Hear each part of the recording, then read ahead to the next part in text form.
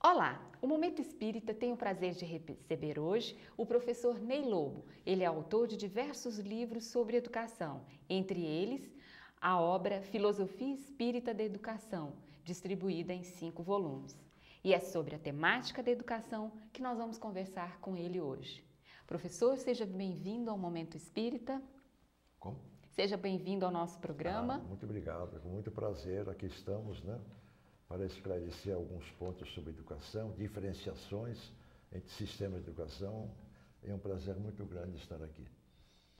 Professor, para começarmos a nossa entrevista, qual é a diferença entre a educação espírita e as demais práticas educativas? Quase todos os sistemas educativos na história da humanidade, nesses sistemas históricos, até hoje, prepondera a instrução. Quer dizer, o conhecimento, técnicas, etc.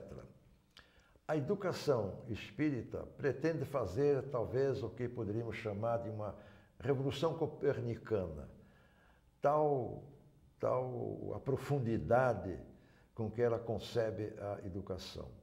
Na educação espírita, ao contrário dos demais sistemas educativos, prepondera a educação. Naturalmente, a educação da alma, do espírito, sem perder de vista as disciplinas da instrução, como geografia, história, português, desenho, matemática, física, química, biologia, etc. Porque isso faz parte de um processo da profissionalização do educando, que vai naturalmente no nível superior culminar em que o educando adquira uma profissão para a sua sobrevivência. Então, nos sistemas educativos até hoje, prepondera, repetindo, a instrução. No sistema educativo espírita, prepondera a educação, sem perder de vista a instrução. Professor, em que medida no processo de educação influencia o convívio familiar, a cultura ao redor das pessoas e a questão da nacionalidade? Tudo influi. A família prepondera. Não é? A família é o órgão primeiro da educação, onde a criança recebe os primeiros impactos educativos, os primeiros processos, não é? Principalmente de educação. Porque no ambiente familiar, pouco se instrui a criança. Não é? Ninguém vai dar lições de geografia, história. Podem os pais acompanhar os deveres escolares dos seus filhos, né? Naturalmente seria um processo instrutivo, né? Da família. Mas não prepondera, o que prepondera é a educação, a correção dos defeitos, né? A condução dos atos do comportamento a uma situação naturalmente desejável, a correção cotidiana, o exemplo que os pais dão, o melhor processo educativo. Isso é reconhecido por todos os pedagogos, né? O melhor processo educativo no lar é o exemplo. Se ele recebe noções teóricas de como se comportar, quando vêm os pais não se comportarem como ensinam, isso tudo é destruído. Então, na família é que começa tanto a instrução, quando os pais acompanham os deveres escolares dos seus filhos, quanto a educação. E, claro, a cultura de um povo é educativa. Quando o educando absorve aquela cultura daquela comunidade, ele está se educando, ele está criando valores, porque toda cultura tem os seus valores. Pode ter também os desvalores, né? E aquilo impregna, naturalmente, pela ambiência, impregna a alma da criança de uma motivação para a modificação do comportamento. Portanto, a cultura é também educativa. O outro é a sociedade. A nacionalidade, a questão de nação. A nacionalidade. Cada nacionalidade, naturalmente, tem os seus valores próprios, específicos, né? A nacionalidade japonesa, chinesa, brasileira, argentina ou americana, todas elas divergem entre si, porque os valores são diferentes. Há nacionalidades que propendem mais para a cultura, outra para as ciências, outra para a matemática, as física, química, etc., né? Para a sobrevivência da nação, para o poder militar, por exemplo, né? Nos Estados Unidos, né? Que é uma potência militar, o que a educação também é orientada para a formação e conservação dessa potência militar. Outros povos já propendem para um sentido defensivo e assim por diante. Outros, como a França e a Itália, é a cultura até universal que se torna, né? Então a nacionalidade também educa e realmente concorre para a educação dos cidadãos, né? Professor, o senhor concorda com a educação religiosa ensinada nas escolas regularmente? Concordo, concordo. Desde que não se ensine religião especificamente, quer dizer, uma religião institucionalizada, com clero, com igrejas, com hierarquia, etc., etc. Mas que se ensine religiosidade. O que quer dizer religiosidade? É a aceitação da existência de Deus, a concepção de Deus, dos seus atributos, do seu sentido de providência, como Criador nosso, etc., zelando também pela nossa conduta, desejando que nós sejamos felizes, corrigindo-nos muitas vezes pelo acesso à nossa consciência. Então, essa religiosidade, todas as escolas deveriam desenvolver, mas não a religião, porque a religião divide e a religiosidade une. Ainda sobre a questão da instrução, o senhor é a favor da instrução de crianças com deficiências mentais, da instrução, da obrigatoriedade delas frequentarem escolas, enfim, tentar-se um aprendizado instrutivo com essas crianças? Há, naturalmente, limites, né? Dependendo do grau de inferioridade mental da criança. Há crianças que absorvem mais do que outras, a própria instrução. Mas o que se deve propender mais no atendimento dos excepcionais, né? Tanto negativos, pois tem os excepcionais positivos também, né? É a educação mesmo, quer dizer, porque o excepcional ele é muito suscetível à educação, ao comportamento, mais do que à instrução. Porque se ele tem uma deficiência mental, é mais difícil instruir, porque o destino da instrução é a mente. A mente dele já está desmantelada, então dificilmente ele absorve conhecimentos. Mas a alma não está desmantelada, a alma está íntegra. E a alma é capaz até de perceber coisas extraordinárias. Eu já assisti um programa de televisão há muito tempo, em que o repórter foi a um grupo de excepcionais, onde um saiu, foi para o piano e tocou uma sonata de Beethoven, de cor, sem ter a partitura. Um outro fez cálculos extraordinários mentalmente, parecendo até uma máquina de calcular. Outro discorreu sobre Kant, etc. É uma coisa incrível. Quer dizer, o reportagem até chamava isso de síndrome do savant, síndrome do sábio, não sei por que tinha esse nome. Então, esse excepcional é mais sensitivo à educação, porque é a educação da alma, e a alma nele está íntegra, mas a mente está desmantelada. Professor, e quanto aos índios? O senhor é a favor de que nós os aculturemos, que os tragamos para a nossa cultura, ou que a gente mantenha eles na cultura deles sem instrução ou educação? É uma polêmica secular, não é? Nunca se chegou bem a um resultado. Há alguns resultados já positivos.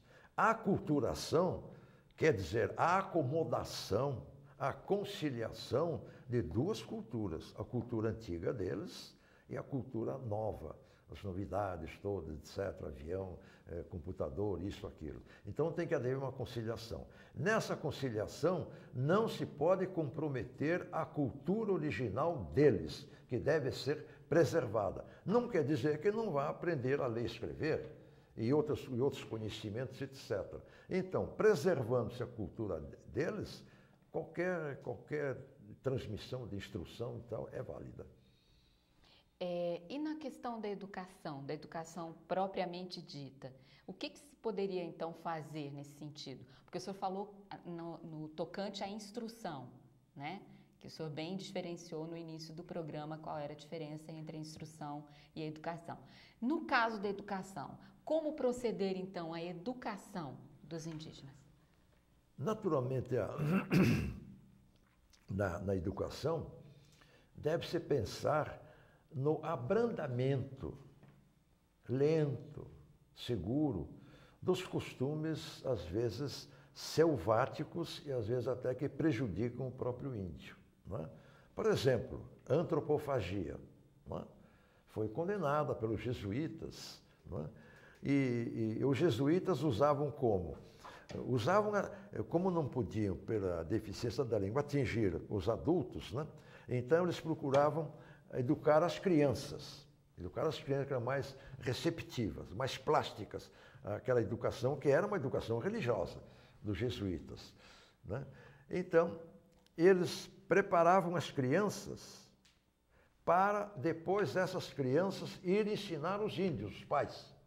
Então havia, eu chamo até de conversão, porque num sistema educacional naturalmente padronizado, os pais educam os filhos. Os jesuítas inverteram. Educaram primeiro as crianças e depois os pais. As crianças foram procurar os pais. E iam até na rede em que eles estavam descansando, que o índio também tem aquele sistema de sonolência na rede, aquilo tudo, né? Eles iam às redes e chamavam os pais para aprenderem sobre religião, naturalmente. Os jesuítas, né? A concepção de Deus, a concepção de Maria, de Cristo e tal. Eles é que ensinavam os pais. É extraordinário isso. Então, no sentido sempre de que haja uma conciliação. Não comprometer a cultura tradicional dos índios. Professor, o senhor comenta muito nas suas obras sobre a educação de um modo global, e o que me chamou a atenção é como se educa os sentidos, como se educa a sensibilidade e os sentimentos. O senhor poderia comentar um pouco sobre essas considerações que o senhor tem na sua obra? Ainda ontem, no Centro Espírita Maria, né? Recanto de Maria. Recanto de Maria, um centro espírita extraordinário, que eu fiquei admirado de encontrar um centro espírita com aquela mobilização de pessoas, com aquela arquitetura magnífica, as atividades que eles desenvolvem, é de a gente ficar extasiado, né? Muito bem. Então lá eu fiz ontem à noite uma palestra sobre educação do sentimento, porque não se educa o sentimento também, não é? A não ser, naturalmente, episodicamente, aqui, ali, etc. Mas o sentimento tem que sofrer um processo científico de desenvolvimento, quer dizer, um processo pedagógico de desenvolvimento. Então, eu até no final da palestra, salientei muito que era muito necessário, até indispensável, que na evangelização da criança não ficasse ela confinada no centro espírita, que ela saísse do centro espírita, que fossem promovidas excursões, visitas a hospitais, a sanatórios, sanatórios e penitenciários. Eu digo, criança penitenciária podia ser separada, a não ser que ele já tivesse atingido uma idade já de adolescente, etc., né? Mas os lugares de sofrimento. Ir lá, levar alguma coisa para aqueles velhinhos, né, naquele hospital, levar uma maçã, uma flor, etc. E a presença, o modo de comportamento, essa visita ela é toda preparada. Cerca de 2 sessões em sala de aula, no colégio, preparar aquela visita. E depois da visita, também explorar o êxito da visita, fazer debates entre eles, as impressões que tiveram. Isso é altamente positivo para desenvolver o sentimento das crianças, né? Visitar os lugares de sofrimento, mas não sofrer. No sentido empático, quer dizer, da empatia. Ela coloca-se no lugar daquele velhinho que sofre, mas não vai sentir os sofrimentos daquele velhinho. Não é, não é isso. Muito bem. E há outros processos ainda, há tantas tragédias, né? Incêndios, inundações aqui e ali, famílias inúmeras que perdem tudo. Né? Era preciso visitar também. Preparar uma visita, não durante a inundação, durante o incêndio aqui e ali, mas posteriormente, porque mesmo durante aquela calamidade, a polícia não deixa chegar lá perto, né? Tem que preservar. Mas posteriormente, o colégio devia preparar uma visita para ver como se sofre e para eles verem também como eles são felizes, comparando com aquelas tragédias daquelas pessoas que sofrem a pobreza, a doença, a ignorância, etc. Isso tudo vai despertando o sentimento. Eu até aconselhei, como processo educativo, pode ser uma coisa muito radical, mas que as crianças terem a companhia de um cachorrinho, de um cão, porque ela e o cão há uma interação sentimental, ela ama o cãozinho ama a criança, então há uma interação sentimental, isso desenvolve também. Também os brinquedos, nós vemos que as crianças levam o ursinho, a boneca, para dormir com ela na cama e tal, naquela companhia, isso tem que ser incentivado. Então, são processos aí que nós vemos, né, de processos pedagógicos, científicos, para desenvolver o sentimento. E não ficar aguardando passivamente que o sentimento da criança se desenvolva naturalmente. Claro que se desenvolve, mas num ritmo muito menor. É esse, então, a educação do sentimento, cientificamente padronizado. O senhor falou com relação aos sentimentos. Eu perguntaria, é possível educar os sentidos e a sensibilidade também? Mas sob esse enfoque. Sim, o senhor falou especificamente dos sentimentos, né? Sentimentos mais, o senhor deu bastante ênfase à solidariedade. Vamos chamar a sensibilidade e os sentidos de estesia. Diga, num dos seus aspectos, né? A sensibilidade é o belo, a beleza. Né? Eu até falei nisso ontem também. Então, a escola, desde que instaure um processo de incentivar a sensibilização da criança para o belo, porque o belo conduz ao bem, já dizia Platão, Tomás de Aquino, né? Diziam que o belo se converte no bem, e reciprocamente o bem se converte no belo. Não é? Então é interessante isso, filosoficamente comparado. Então, eu preconizo mesmo a audição de músicas clássicas, não naturalmente sinfonias, sonatas, etc., de Beethoven, de Brahms, etc., mas aquela música mais clássica, mais ligeira, para que eles percebam os sons, o timbre dos instrumentos, um pouco da harmonia, etc. Isso vai sensibilizando, é a educação da sensibilidade. As pinturas clássicas, né? Hoje em dia nós temos painéis grandes, né? De obras de Renoir, de Cézanne, de Van Gogh, etc., né? Mesmo de Portinari. Né? Aquilo deve ser projetado numa transparência e o professor então destacar ali os elementos pictóricos que formam aquela beleza, que ele vai então percebendo aquilo outro, etc. É também uma educação para a sensibilidade. E não chegar a ser um adulto que entra no museu de arte e não acha graça nenhuma naquilo tudo. É uma ignorância muito grande, né? É um estado ainda primitivo, né? O adulto tem que ser preparado para sensibilizar-se ao belo, porque o belo leva ao bem, é educativo. Né?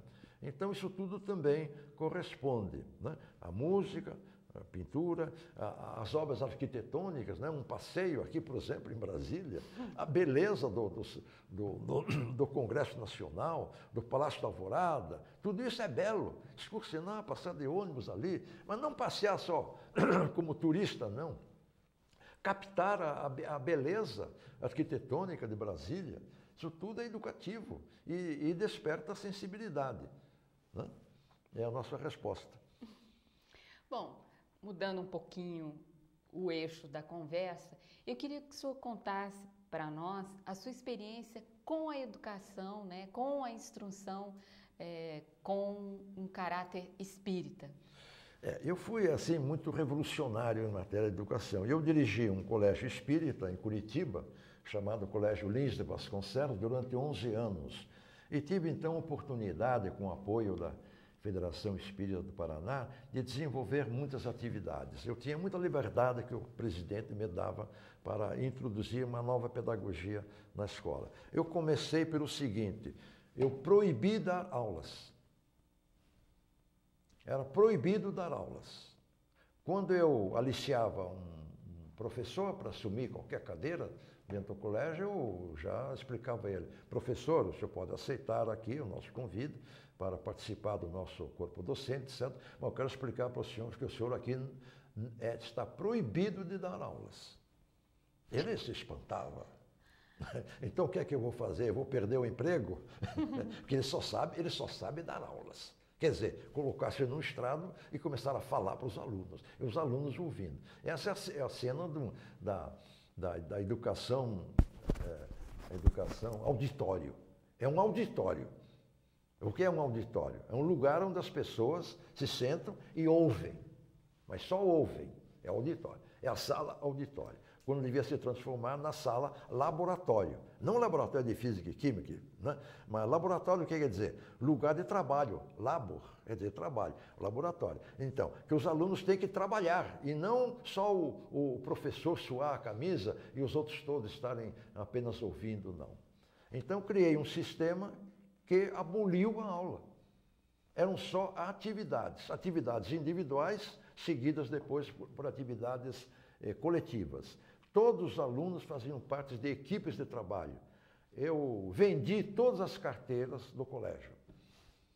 Vendi todas as carteiras, eram 400 carteiras. Com esse dinheiro, eu mandei construir mesas para 5 lugares para reunir as equipes. E as equipes eram constituídas pelos chamados testes sociométricos, né? Acomodação de um com o outro, etc. E tudo era feito também, individualmente e coletivamente. Então, um auxiliava o outro. O mais acurado, o mais esperto, né? Mais adiantado, auxiliava os que não eram tanto assim. Então, havia uma solidariedade, uma fraternidade inicial entre eles. Então, a cooperação, eu achava, então, que era o vestíbulo da fraternidade, porque fala-se tanto em fraternidade da boca para fora, mas ninguém faz com que essas crianças sejam fraternas quando atingirem a adolescência, a juventude, a fase adulta, etc. Então, tornar o homem fraterno é um problema de educação, é um problema de introduzir nas escolas a cooperação. Essa cooperação amanhã se transforma em fraternidade. Então, aí está alguns dos aspectos, e muitos outros que, naturalmente, ficaria muito ocioso aqui eu desenvolver. E no resto do país, o que o senhor conhece da experiência de educação espírita, de escolas espíritas? As escolas espíritas são muito poucas no Brasil. Onde há uma maior concentração de escolas espíritas é nessa região do entorno de Brasília, né? Goiás, né? Sul de Goiás, norte de Goiás, Triângulo Mineiro, Minas Gerais, uma parte e tal, Mato Grosso do Sul. Então, aí, ao entorno aí, encontra-se algumas escolas, cerca de 20, 25, não sei, 30. Né? Mas no resto do Brasil, elas são verdadeiras ilhas, né? Onde não há escola nenhuma, às vezes uma escola lá no Paraná, outra lá em São Paulo, outra no Rio Grande do Sul, etc. Muito poucas. O Espiritismo esqueceu-se de desenvolver as escolas. Isso faz muita falta, porque é nessas escolas que se vai dar a educação pedagógica, técnica, para desenvolver o espírito dessas crianças, né? Então, a necessidade da escola espírita hoje no nosso movimento torna-se imperiosa e inadiável, porque já perdemos muito tempo nisso. Era preciso, então, acelerar o movimento de criação de escolas espíritas em todo o território do Brasil, como fazem muito bem todas as religiões. As religiões todas procuram criar escolas para justamente transmitir os seus valores religiosos às crianças, né? Basta nós verificarmos que a primeira escola do Brasil é de 1549, quando foi nomeado o governador-geral do Brasil, o primeiro governador, o Tomé de Souza, quando ele desembarcou na Bahia, quando ele pisou nas praias ali de Salvador, 15 dias depois já havia uma escola de jesuíta. Veja a preocupação dos jesuítas, né? 15 dias depois da chegada do Tomé de Souza, já havia uma escola. Era a primeira escola do Brasil, que depois proliferaram pelo Brasil todo. E hoje todas as religiões procuram ter escolas. A única que está descurando nesse particular é a religião espírita, né? Bom, só para avisar que nosso tempo está encerrando. Tem mais uma. E por isso mesmo nós escrevemos esta obra, A Escola Espírita, com o seguinte subtítulo: A Escola que Educa, que está sendo lançada aqui em Brasília, em Goiás, etc.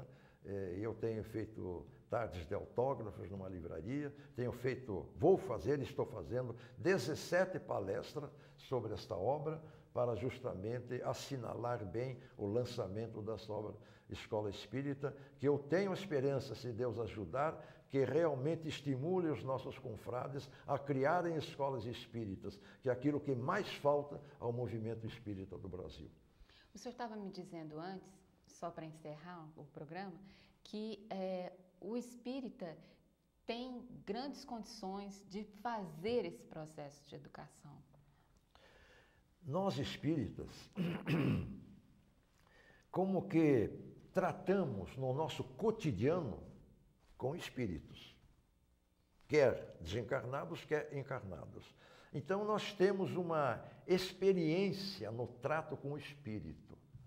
Nós temos uma vivência cotidiana, tanto que dialogamos com os espíritos em sessões mediúnicas, conhecemos como eles vivem, quais são as suas necessidades, suas grandes imperfeições, sabemos discernir um espírito superior de um espírito inferior pela sua conduta, pelo seu modo de falar, etc., os valores que ele representa. Então, nós temos condições excepcionais de atingir o espírito, porque nós conhecemos melhor o espírito do que os demais contextos confessionais. Então, isso dá realmente uma maior probabilidade de uma educação espírita do que uma educação que não tem uma certa experiência, uma vivência com o espírito, quer dizer, o espírito encarnado. Professor Ney Lobo, muito obrigada pela sua participação no Momento Espírita. E nós convidamos você para o nosso próximo programa. Obrigada.